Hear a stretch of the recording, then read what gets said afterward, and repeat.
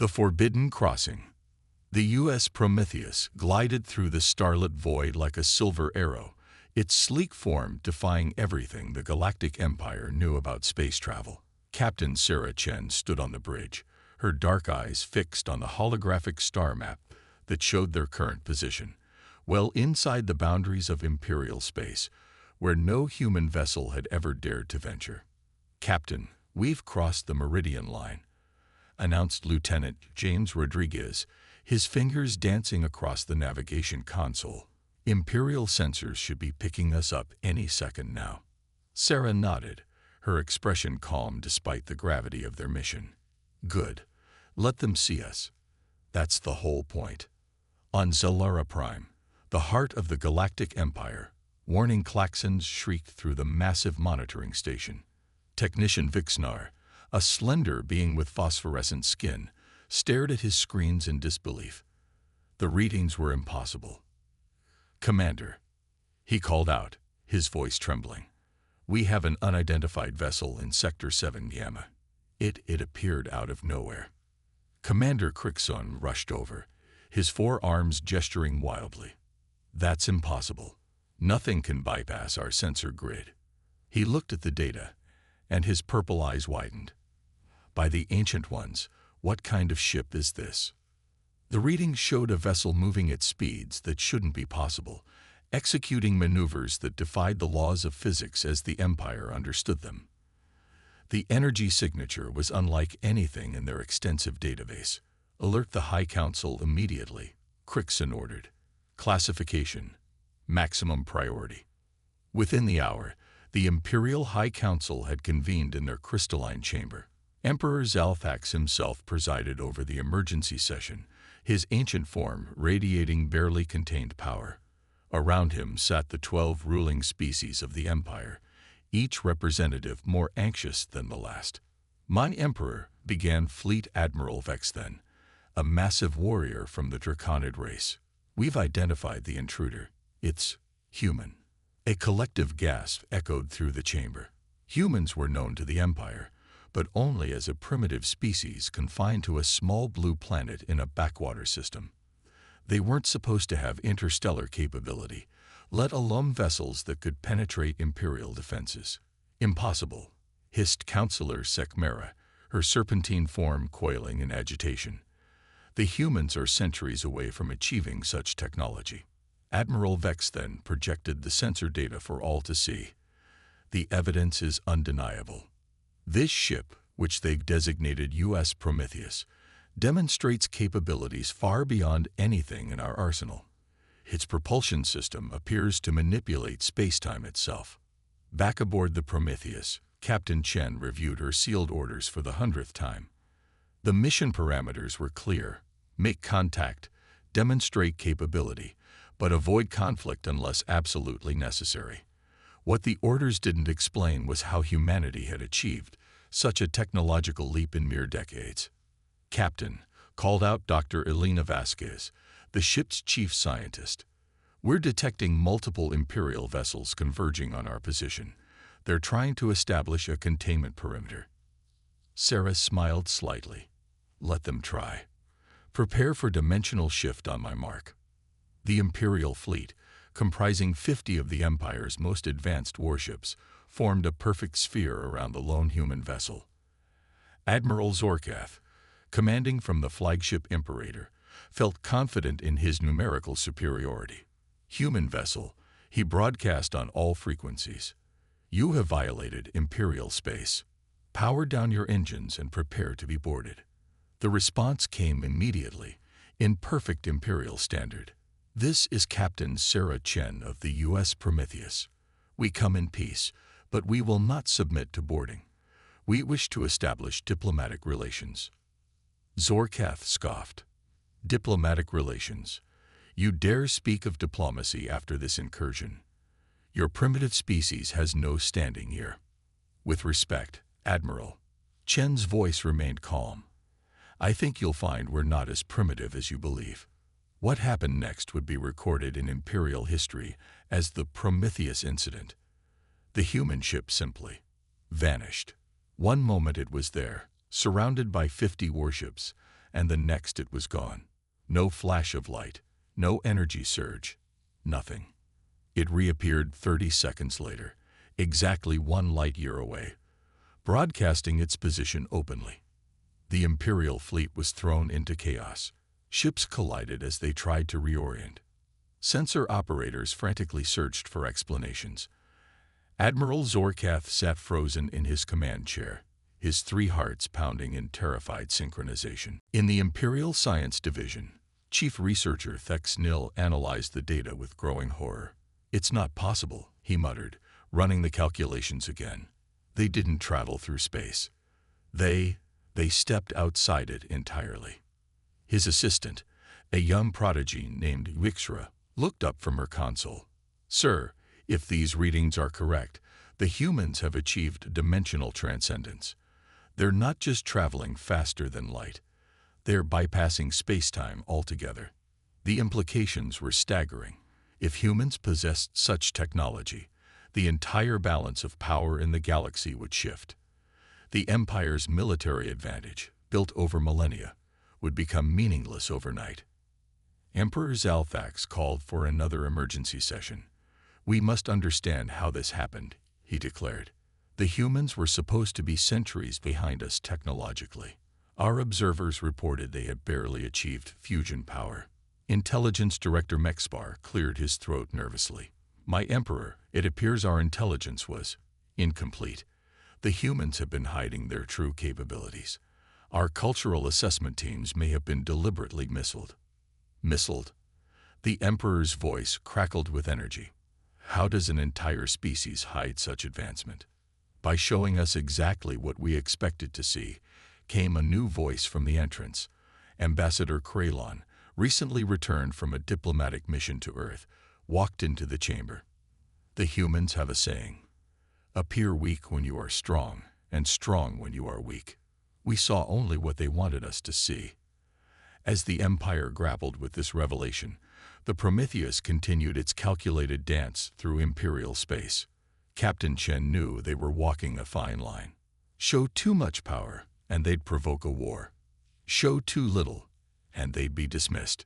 "Status report," she requested. "All systems nominal," replied Chief Engineer Marcus Webb. "The dimensional drive is performing perfectly. We can execute another shift whenever you're ready." "Imperial fleet is regrouping," added Rodriguez. "They're calling in reinforcements from 3 sectors. Estimated 200 ships converging on our position." Sarah nodded thoughtfully. "Time to show them something else. Dr. Vasquez, prepare the quantum communicator. It's time for a face-to-face meeting." The Empire's most powerful defensive arrays powered up as the human ship approached Zalara Prime once again. This time, the Prometheus didn't try to evade them. Instead, it broadcast a simple message, requesting formal audience with the Imperial High Council.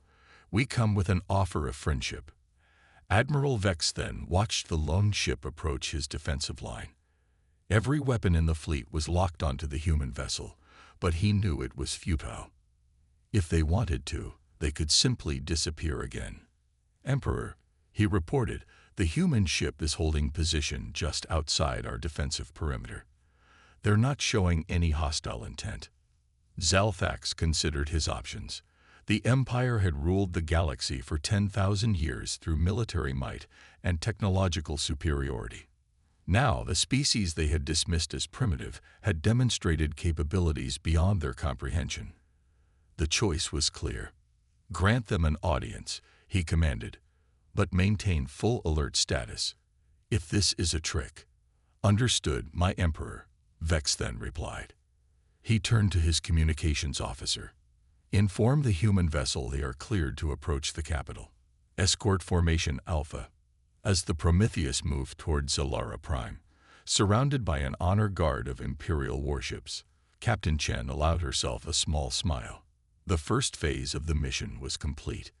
Now came the hard part, convincing an empire built on dominance that cooperation was better than conflict. "Lieutenant Rodriguez," she said, "prepare the diplomatic team. And send a message to Earth. First contact successful. Proceeding to Phase 2. The fate of two civilizations now hung in the balance, and the next few hours would determine whether humanity's emergence onto the galactic stage would herald a new era of peace or plunge the galaxy into unprecedented war. The power of human ingenuity. The Imperial Palace on Zalara Prime was a wonder of crystalline architecture, its spires reaching toward the violet sky like frozen lightning. As the U.S. Prometheus settled into its designated landing bay, surrounded by hundreds of Imperial guards, Captain Sarah Chen took a deep breath. The real test was about to begin. "Remember," she addressed her diplomatic team, "we're not here to intimidate. We're here to initiate a partnership. Ambassador Williams, you have the lead." Dr. David Williams, Earth's first ambassador to the Galactic Empire, adjusted his formal robes. The 60-year-old diplomat had spent his entire career preparing for this moment. "Understood, Captain. Let's make history." The human delegation stepped onto alien soil for the first time, their environmental suits shimmering with protective fields. They were met by a phalanx of Imperial guards, led by Security Chief Draxtor, a towering figure with obsidian scales and 6 eyes that watched their every move. "Follow," Draxtor commanded simply, leading them through corridors that seemed to shift and change like living things. The humans noted everything: the advanced architecture, the psychic resonance fields, the subtle displays of power designed to overwhelm visitors. In the Great Council chamber, Emperor Zalthax waited on his throne of living crystal, flanked by the 12 species representatives. The air crackled with tension as the humans entered. "Humans of Earth," the Emperor's voice resonated through the chamber, "you have violated our sovereign space with technology that should not exist. Explain yourselves." Ambassador Williams stepped forward, bowing respectfully. "Great Emperor, honored council members, we come not as violators, but as neighbors revealing ourselves. For too long we have watched from the shadows, learning, growing, preparing for this day. You claim to have been watching us." Councillor Sekmera's laugh was like breaking glass. "Impossible. Our surveillance systems would have detected any." "Your surveillance systems see only what we allow them to see," Williams interrupted gently. "Just as you see us now only because we choose to be seen." To demonstrate, Captain Chen activated a device on her wrist. For a brief moment, the entire human delegation vanished from every sensor in the room, though they remained visible to the naked eye. When they reappeared on the sensors, the council chamber erupted in alarmed chatter. "Peace," Williams raised his hands. "We show you this not as a threat, but as proof of our capabilities. Humanity has walked a different technological path, one that emphasizes adaptation and innovation over raw power." Emperor Zalthax leaned forward. "Explain this path. How did you achieve dimensional transcendence when our greatest minds say it's impossible?" Dr. Elena Vasquez stepped forward. "Your Majesty, the answer lies in our approach to physics. While your civilization pursued faster than light travel through brute force, more powerful engines, more energy, we asked a different question. Why travel through space at all when you can step around it?" She activated a holographic display showing complex equations. "Your scientists understand space-time as a fabric to be pushed through. We learned to fold it, to step from one point to another without crossing the distance between." Chief Scientist Thexnil studied the equations with growing amazement. But the energy requirements, the computational complexity, it would take the power of a star. "No," Vask smiled. "It takes the power of understanding. Once you grasp the true nature of reality, manipulating it becomes simpler." The demonstration continued. The human showed selective gravity manipulation, energy-to-matter conversion, and most impressively, limited temporal adjustment, the ability to slow or speed time in localized areas. "This is madness," Admiral Vex then growled. "If you possess such power, why reveal yourselves now? Why not simply conquer us?" Captain Chen answered this time. "Because conquest is the path of those who fear. We've learned that true strength lies in cooperation, not domination. We've watched your empire maintain peace through power for millennia. But that peace is fragile, built on fear rather than understanding. And you offer something better. Emperor Zalthax's voice held a note of curiosity now rather than anger. We offer partnership, Williams declared. Humanity has technologies that could benefit the entire galaxy. Medical advances that could extend life across all species. Energy solutions that could end resource wars. Transportation methods that could unite distant worlds. But we won't share them through force or conquest. Counselor Yareth, elder of the ancient luminary race, spoke for the first time. There are prophecies among my people of the Star Walkers, beings who would emerge from the outer rim with the power to reshape reality itself. We thought them myths. All myths have roots in truth, Williams replied. We've been preparing for centuries, developing not just our technology, but our philosophy. We learned from our own violent history that power without wisdom leads only to destruction. The council debated for hours. Some argued for immediate military action, others for containment. But as the humans continued their demonstrations, healing a terminally ill council aide, creating food from pure energy, showing glimpses of possible futures through temporal scanning, the tide began to turn. You speak of partnership, Emperor Zalthax finally said. What would this entail? A new galactic order, Williams proposed.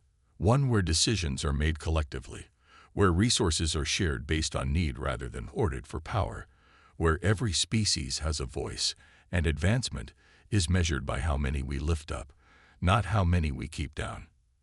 And if we refuse? Admiral Vex then challenged. Then we'll leave, Chen stated simply. We'll return to our space and continue developing alone. But the galaxy will be poorer for it. And when the next great threat emerges, be it from within our galaxy or beyond, you'll face it without humanity's help. What threat? Several council members demanded. Dr. Vasquez brought up another display. Our deep space scans have detected something approaching from intergalactic space, something vast and unknown. It will arrive within 50 standard years. Alone, no civilization in our galaxy can face it. Together, we might stand a chance. The revelation sent shockwaves through the council. If true, it changed everything. The Empire's military might would mean nothing against an extragalactic threat. We need time to verify your claims, Emperor Zalthax declared. To consider your proposal. Of course, Williams bowed. We'll await your decision. The Prometheus will remain in orbit as a gesture of good faith. But understand, this offer won't remain open indefinitely. The choice to step into a new era must be made willingly. As the human delegation returned to their ship, the Imperial Council faced the most momentous decision in their history. Everything they thought they knew about humanity had been wrong. The question now was whether they could adapt to this new reality or cling to the old ways that suddenly seemed so fragile. In his private chambers, Emperor Zalthax studied the data the humans had provided. The approaching threat was real. His own deep space arrays confirmed it. For 10,000 years, the Empire had ruled through strength. Now, they faced something that required a different kind of power. Perhaps, he mused to his closest advisor, the humans are right. Perhaps it's time for the Empire to evolve. The advisor, ancient even by Imperial standards, nodded slowly. The Star Walkers have come, my Emperor. The prophecies spoke of a choice, resist and fall, or embrace and transform. It seems the choice is now upon us. Meanwhile, aboard the Prometheus, Captain Chen received a transmission from Earth. The message was simple. Phase 2 complete. Await their decision. Humanity stands ready. The next morning would bring the Empire's answer, and with it, the shape of the galaxy's future. A new galactic order. Dawn broke over Zilara Prime with unusual colors, streaks of gold and crimson that the Imperial astronomers would later attribute to subtle gravitational effects from the Prometheus's dimensional drive. In the Great Council Chamber, Representatives from every corner of the empire had gathered for what would become known as the Summit of Transcendence.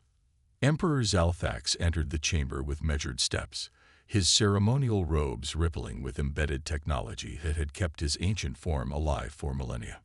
The weight of his decision was visible in every movement. "Honored members of the council," he began, his voice resonating through quantum amplifiers, "we stand at a crossroads.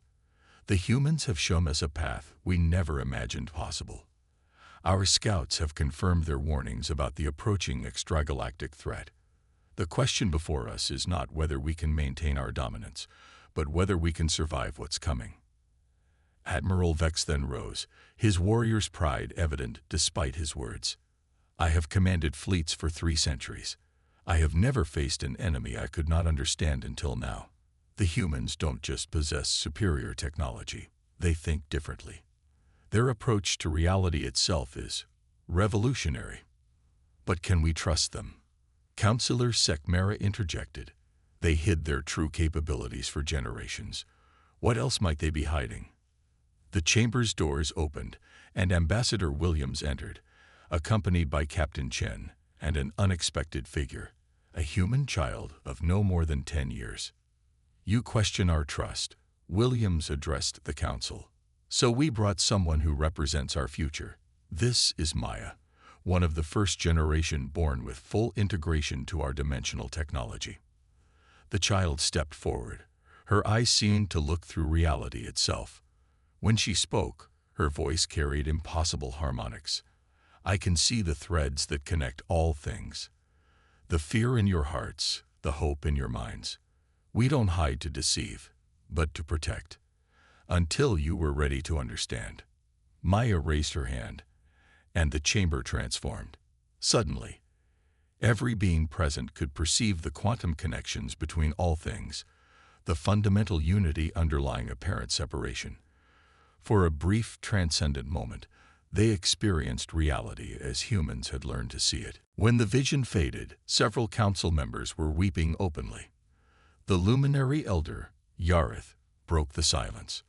"The prophecies were true, but we misunderstood them. The Star Walkers don't come to rule, they come to awaken." Emperor Zalthax stood, his decision crystallizing. "Ambassador Williams, Earth's children have shown us a truth we cannot ignore. What are your terms for this alliance?" Williams smiled warmly. "No terms, Your Majesty, only principles. First, the dissolution of conquest-based expansion.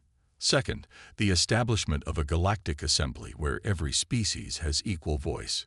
Third, the sharing of knowledge for the benefit of all. Fourth, the preparation for the coming threat as one united civilization." "And what of the Empire?" Admiral Vex then asked quietly. "The Empire evolves," Captain Chen answered. "Your administrative structure, your peacekeeping forces, your resource distribution networks, all valuable, but transformed from tools of control to frameworks of cooperation." The debate that followed lasted 3 days. Ancient power structures resisted change. Some species feared losing their privileged positions, but as the humans continued to demonstrate their capabilities, and more importantly, their wisdom in using them, resistance crumbled. On the 4th day, Emperor Zalthax made the announcement that would reshape galactic history. "The Galactic Empire is no more. In its place, we establish the United Galactic Assembly, with Earth as a full member. Let it be known that from this day forward, we face the future together." The transformation was not immediate or easy. Over the following months, human teachers spread throughout the galaxy, not imposing their knowledge but sharing their perspectives. They taught that true power came not from dominating nature, but from understanding it, not from controlling others, but from empowering them. The former Imperial fleet was reorganized into the Galactic Defense Force, with human dimensional technology integrated into every ship. Resource worlds that had been strip-mined for millennia began to heal through human ecological restoration techniques. Species that had been subjugated found their voices in the new assembly. 6 months after first contact, Ambassador Williams stood before the inaugural session of the United Galactic Assembly. The chamber, redesigned to accommodate every member species equally, hummed with anticipation. "Fellow citizens of the galaxy," he began, "we gather not as conquerors and conquered, not as superior and inferior, but as equals facing a shared destiny. The threat approaching from beyond our galaxy will test everything we are and everything we hope to become." He activated a holographic display showing the latest scans of the approaching entity. It was vast beyond comprehension, a structure, or perhaps a being, that dwarfed entire star systems. "We call it the Convergence," Williams continued. "Our analysis suggests it's not hostile in intent, but rather a test, a gateway to something greater. Civilizations that face it united transcend to a higher state of existence. Those that face it divided cease to exist." The revelation stunned the assembly. Captain Chen took the podium next. "This is why humanity emerged from hiding. Not to rule, but to unite. Our dimensional technology, our understanding of reality. These were necessary steps, but not sufficient. What's required is a fundamental shift in how we relate to each other and to the universe itself." Maya, now recognized as humanity's youngest ambassador, addressed the assembly last. "The Convergence seeks diversity in unity. It comes to gather civilizations that have learned to transcend their limitations, not just technological, but spiritual and philosophical. We have 49 years to prepare." In the years that followed, the United Galactic Assembly became more than a governing body. It became a forge for a new kind of civilization. Humans shared their dimensional technology, but more importantly, they shared their perspective. That reality was not a thing to be conquered but a mystery to be explored, that consciousness itself was the fundamental force of the universe. Former enemies became collaborators. The Draconid warriors learned meditation from human monks. The crystalline Vex taught humans their light-based communication. The aquatic Meridians shared their understanding of fluid dynamics, revolutionizing dimensional travel. As the decades passed, the approaching convergence grew clearer in long-range scans. It was indeed a test, a cosmic examination designed to evaluate not military might or technological prowess, but the evolution of consciousness itself. On the eve of the convergence's arrival, the galaxy stood united as never before. Ships from every species, enhanced with human dimensional drives, formed a reception fleet. But their weapons were powered down. This was not a battle to be fought, but a threshold to be crossed. Emperor Zalthax, now titled First Speaker of the Assembly, stood beside Captain Chen on the bridge of the flagship Unity, a vessel jointly designed by all member species. 50 years ago, we panicked when your ship entered our space," he said softly. "Now I understand. You didn't come to conquer us. You came to save us from ourselves." Chen smiled. "We came to remind you, and ourselves, that we're all part of something greater. The universe doesn't want conquerors. It wants partners in its endless dance of creation." As the convergence entered the galaxy, every being felt its presence, a vast intelligence that evaluated not their weapons or their technology, but their growth, their wisdom, their capacity for unity and diversity. The test lasted 7 days. When it ended, the convergence opened like a cosmic flower, revealing pathways to other galaxies, other dimensions, other realities. The message was clear. Those who could unite their own galaxy were ready to join a far greater community. Humanity's gamble had paid off. By revealing themselves at just the right moment, they had transformed their greatest potential enemies into allies. The panic that had gripped the Empire when the Prometheus first appeared had given way to gratitude.